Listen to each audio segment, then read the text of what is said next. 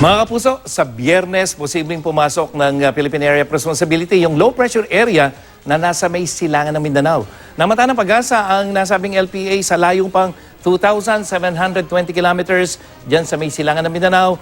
Nasa may Pacific Ocean pa yan, halos southeast ng Guam at nasa labas pa ng ating PAR. At sa wind map ng Metro Weather, may tsansa mga kapuso na may isang bagyo itong LPA na yan bago pumasok ng PAR sa Biyernes. Kitang-kita nyo yung sirkulasyon niya. Pag ganyan ang sirkulasyon mga kapuso, halos isa ng bagyo yan at patungo.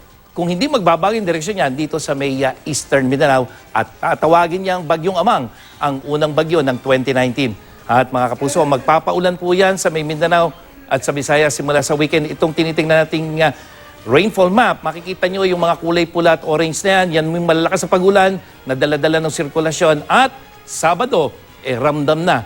At maging dyan sa Visayas, yung ulan na dala-dala ng nasabing bagyo, bago pa man yan mag-landfall sa may Mindanao. Pero ngayon, mga kapuso, wala pang epekto ang LPA at ang hanging amihan o northeast monsoon, ang weather system na nakaka-apekto ngayon sa malaking bahagi ng Luzon at Visayas. Sa rainfall forecast ng Metro Weather, maghapong walang ulan sa Metro Manila bukas at posible ring umabot sa 21 degrees Celsius yung temperatura sa umaga. Malamig yan. Sa Luzon, buong araw na maulan sa mga probinsya ng Aurora at dyan sa may Northern Quezon, kasama na ang ilang bahagi ng Cagayan Valley. Habang sa hapon, meron kang ulan dyan sa may Mindoro Oriental.